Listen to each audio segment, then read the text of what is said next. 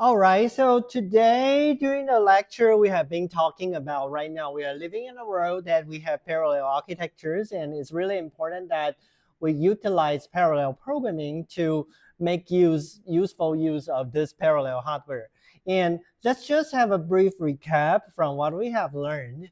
We should know that in our modern machines, we have three levels of parallelism. Instruction level parallelism, meaning the capability of your hardware is capable of executing multiple instructions in the same time from the same thread. So it's the parallelism at the instruction level within the same thread, within the same program. So for example, pipelining, auto-order execution, they are all trying to exploit instruction level parallelism. And for thread level parallelism, it's more referring to the parallelism at the level of threads. So what's a thread? You can say it's a sequence of instructions. So what does that mean is that we are capable of executing multiple streams of instructions, and each stream of instructions, they have their own control flow, they have their own data to work on. So simultaneous multi-threading, multi-program environment, GPUs running on different parts of the work, they are all considered as thread level parallelism. And another type of parallelism is data level parallelism, meaning that we process all the data in parallel. However, they are all performing the same operations. So if you are doing vector operations, you are pretty much perform the same operation on pairwise data elements. And each pairwise operation, they use the same LU operation.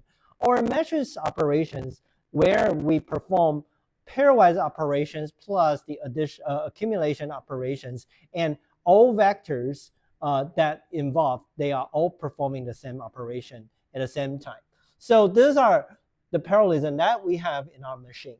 So mapped to that, we have, you will typically see different processing models talking about that. So by default, we would have the single instruction stream, single data processing model. That's pretty much referring to our CPU processing model, where we by default process instructions with their own data at the same time. And then the second model is we try to use single instruction to deal with multiple elements of data at the same time. So that's the second model. And the other model is if we can use, so the SIMD instruction model is pretty a good match with vector instructions or the GPU programming model. And the last model is pretty much the multi-threading model, because we are talking about multiple instructions, they all work on different data at the same time. So that's multi-instruction stream, multiple data model. So you can see what's the hardware architecture mapped to it. If you have multi-core processors or multi-socket processors or simultaneous multi-threading, they are referring to this category. And today in the lecture, we have been talking about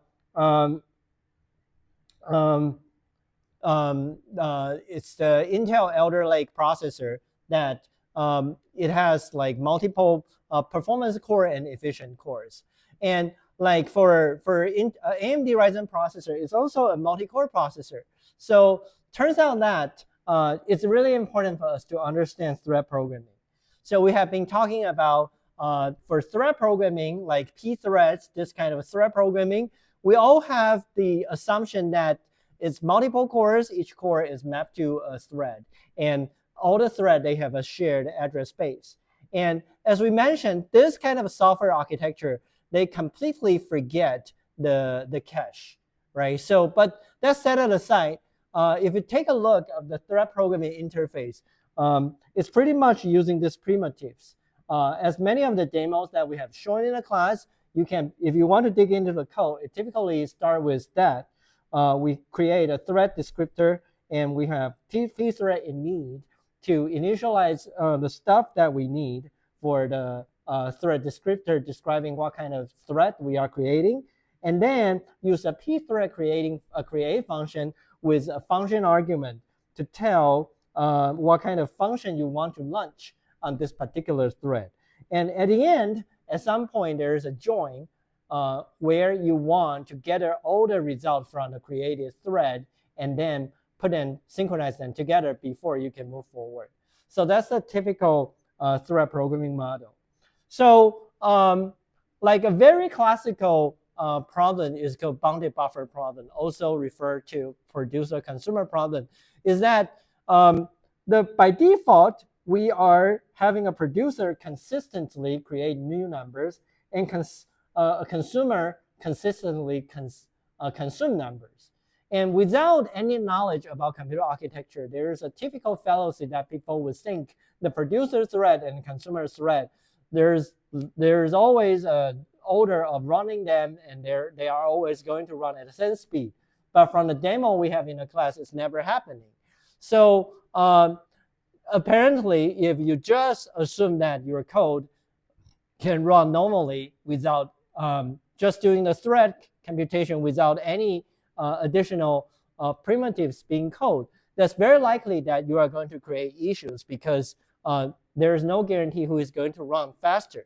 So it turns out, typically in thread programming, you always have to add locks before and after the critical section to lock and unlock and make sure that there is only one thread particularly consume the key data structure that we want to protect. However, using those locks would definitely give us some overhead. So in your assignment in Q2 and Q3 is basically ask you to experience the lock. And then the next thing that we care about is that we also know that there is no free lunch. So what's the overhead of using lock? So from the experiments that we run on the assignment, you are going to get a table. And a table is always will have a baseline that doesn't use lock, no threads. And there is also another experiment with lock, but no other thread. So this, if you subtract the cycles that we need between this, then you will figure out these are the overhead. So if you ever experience the question, then asking about the locking overhead, that's pretty much this. And again, use the same philosophy. If today I create more threads, as you can imagine, because there are more threads competing for the same lock, so the overhead should be even higher.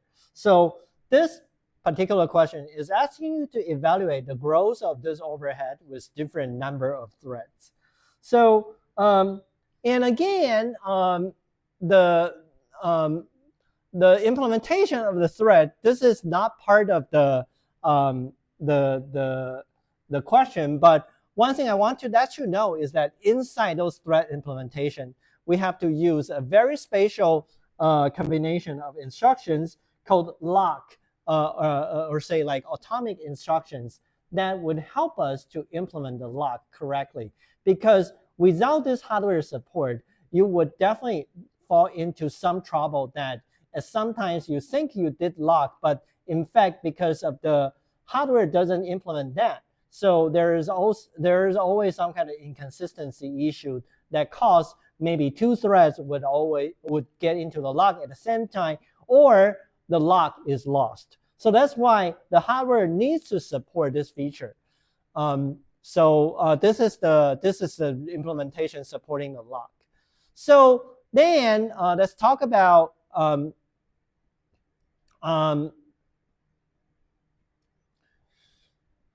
the coherence miss problem that we demonstrated in the class, right? And previously we talked about why we have the coherence miss and the false sharing problem is just because we maintain a coherence state block by block. So whenever someone is updating the block, it will invalidating every other's block, even though other people may not be using the same elements within the same block. So that's the coherence miss problem.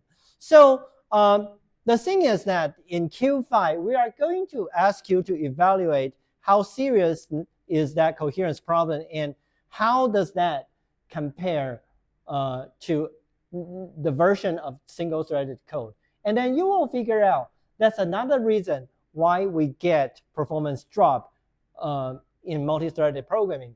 First of all, we have the lock problem, and the second, we have the coherence miss problem.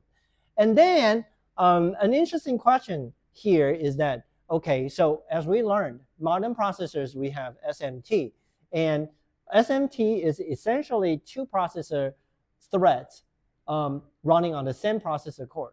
So physically, they are using the same cache. So if today you run multiple threads on the same processor core, then effectively they are sharing the same cache. So in that case, to be honest, those two threads sharing the same core, they won't suffer from this coherence miss problem because they are using the same core physically. So if you have SMT, somewhat it's going to be better in this way because they are sharing the physical cache together. So you won't suffer from those misses. So in question 11, we are going to ask you to practice use the command called task set to fix your task onto core ID. And again, the reason why we want you to fix those core ID is because we want you to identify the core mapping and who are sharing the same core, who are not sharing the same core. As we said, each processor, they have two threads being exposed. And sometimes it really takes some time for you to figure out the mapping. So for example, for the later generation of the Intel processor, they would use 0, 1 on the same or 2 and 3 on the same core. However, for this particular processor we use, it has 18 physical cores. So it turns out what happened is that processor 0 and processor 18, they will share the same core. And then processor 1 and processor 19, they will share the same physical core. So this you have to pay attention to. And again, as we mentioned, because there are simultaneous multi-threading, sharing, competing with the same pipeline, there are also coherence miss issues. So there's definitely a lot of it depends question that we have to answer when we assign those processors. So how do you avoid false sharing? As we said, if it's true sharing in coherence miss, that's indeed an issue that we cannot avoid. Although you can also think if we have a lot of true sharing problem, then those threads, they should be running on simultaneous multi-threading. However, if it's a false sharing problem, then we can typically try to think about how can we avoid that. So the way how we can avoid that is typically, can you pad your data structure? For example, previously we mentioned we want to compact the size of our data. However, if you compact the size of your data, that means that you are going to packing a lot of data elements on the same block, which causes the essential problem of false sharing. So to be honest, when we do this parallel programming, we have to do the flip side. We have to waste more memory to avoid data being on the same block. So that's why padding the data structure is potentially a solution, although it sounds counterintuitive in a way that we are wasting more memory. And again, previously, we have been talking about helper threads, right? And for example, if we want to use helper thread to accelerate this program, then one potential way of doing it is that we can create another thread that only runs the pointer chasing but do not perform any arithmetic computation. So this thread will essentially become a prefetching thread.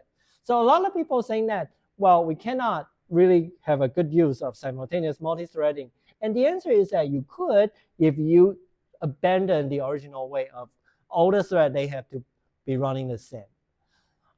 So here are some of the tips of performance thread programming is that, first of all, we want to reduce sharing, like coherence misses, and avoid fine-grained locks, because the locks is basically serialization of execution, and also you have to pay extra instructions to implement those locks, and also avoid short threads because creating a new thread always has some overhead. So these are the tips of multi-threaded programming, and those are the stuff that we have been conveying during this assignment. So another thing that we want to talk about, right, like how do we parallelize the matrix multiplication problem that's highly related to our assignment, right? So thinking about like parallelization of matrix multiplication, right? First of all, if you think about matrix multiplication, we are basically reading two big matrices and generate input into output to another matrix. And in fact, each of the matrices as the source matrix, we only read them and we never overwrite them. So what does that mean is that when we access these matrices, we don't need any locks because we are not going to modify them. The only thing that we potentially would need locks is when we try to update the matrix C. However, if today we can be careful in a way that we make sure that each thread is updating a different part of the resulting matrix, then we can pretty much achieve very good parallelism when doing this matrix multiplication. So to be honest, people typically would say matrix multiplication is an embarrassingly parallel program because if you think about the block matrix multiplication is indeed providing you a good way of parallelizing matrix multiplication if you could consider each thread, each tile of the result as a single unit of parallelizing your matrix multiplication, right? So if you don't have any data that needs to be shared, if you don't have to compete with any locks, then what does that mean is that you can pretty much avoid all the thread update overhead, right? So to be honest, like this programming assignment, when we ask you to parallelize the matrix multiplication, conceptually is pretty simple.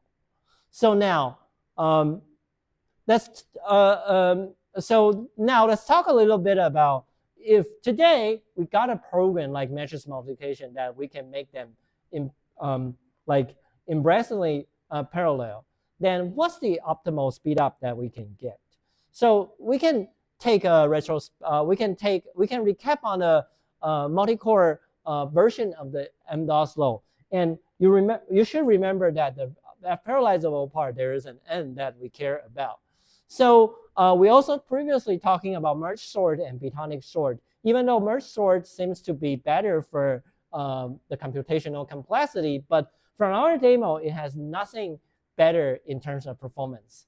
So numerically, now today we are going to talk about how can we numerically solve this. So this is the high-level concept of merge sort in parallel. And if we try to think about the degree of parallelism, in the very beginning, our parallelism is pretty much 1 divided by 2. So, and then when we merge two groups together, then we are going to have 1 divided, so say we have n number of elements to sort. The very beginning, we are going to have a parallelism of n divided by 2. And the next time, we are going to have n divided by 4. And later on, it will be n divided by 8. So you can pretty much thinking about the degree of parallelism is pretty much n 2 minus 1, 2 minus 2, 2 minus 3, until we reach 2 minus 2n. So, so you can think if we have unlimited parallelism, each step is going to take, which means that we are going through log n steps of log n steps. So,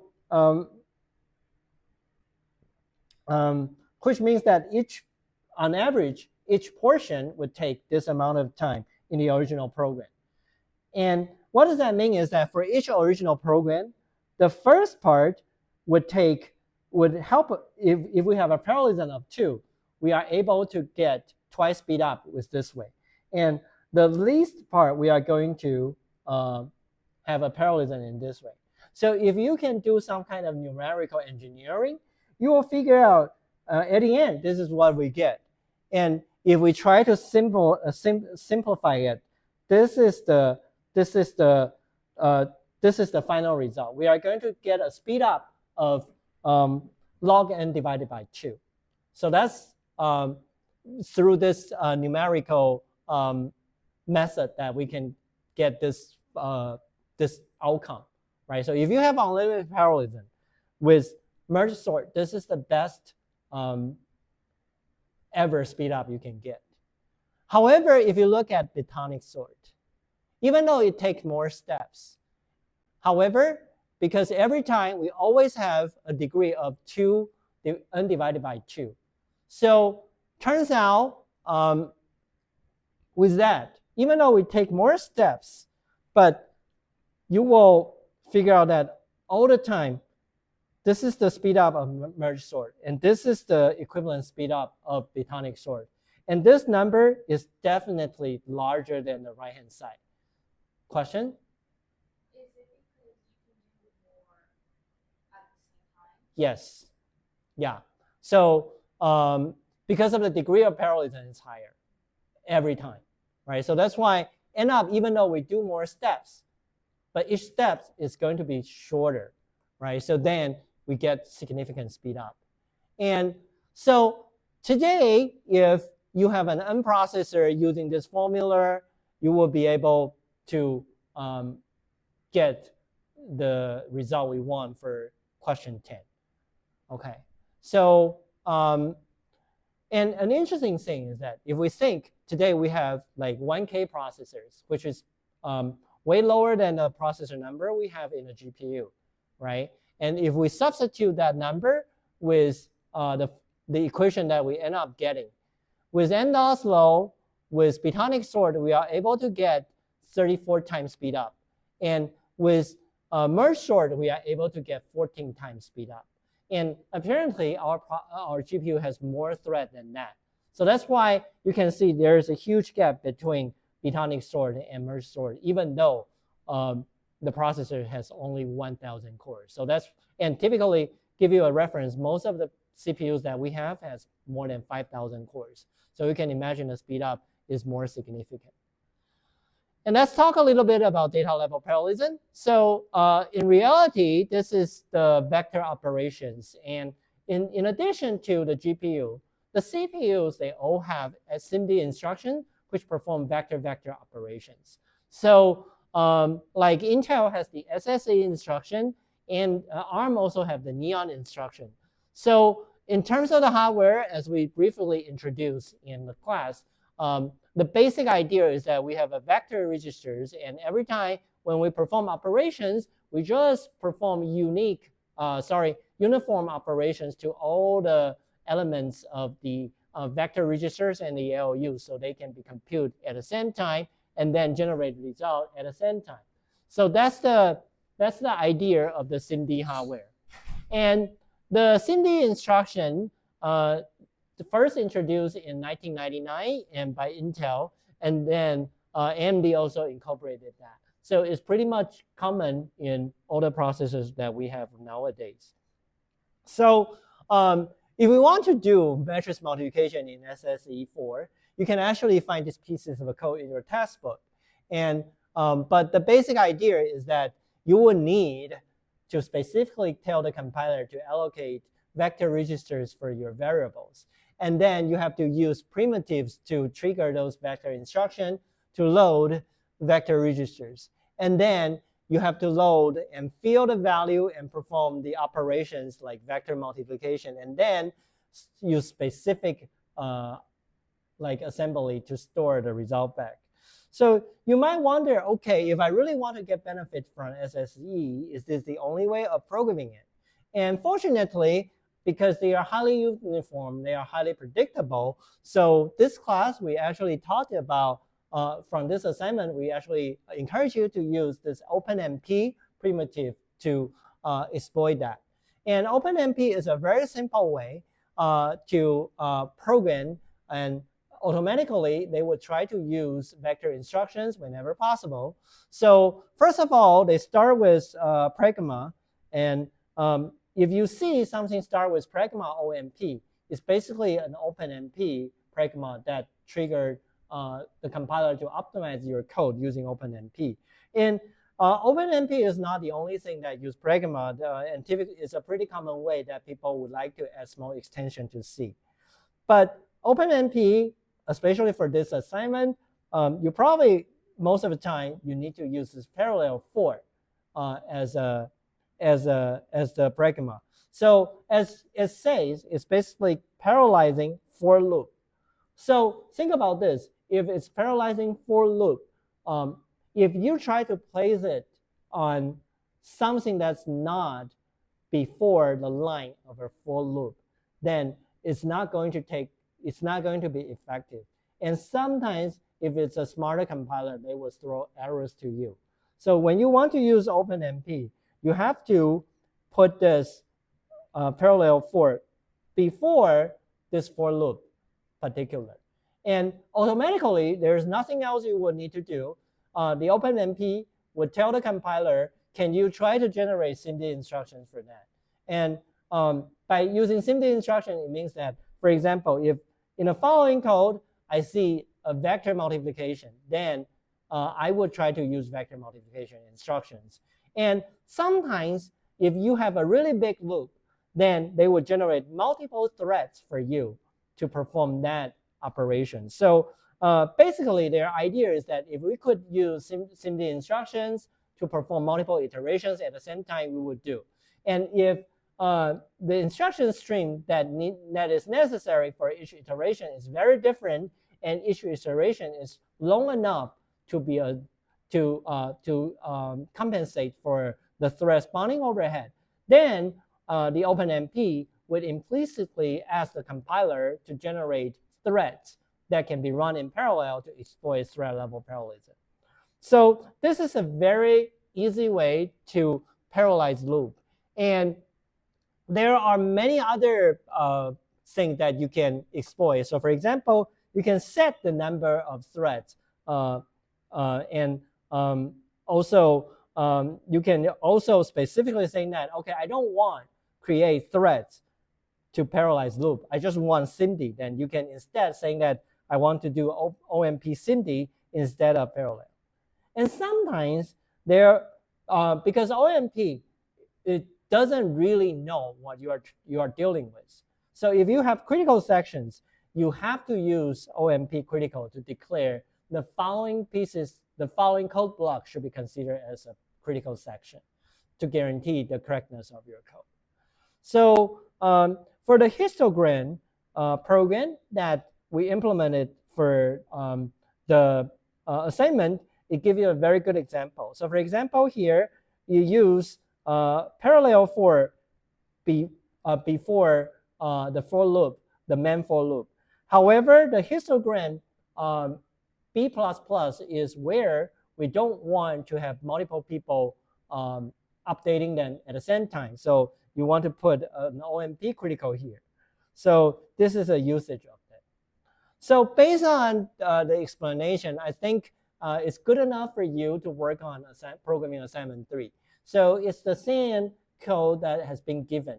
However, all you need to do is that you have to speed up to 1.75 times on gray scope, and you're supposed to use OpenMP as I show you. It's pretty simple. You don't have to worry about what to parallelize. All right, other than that, we are done.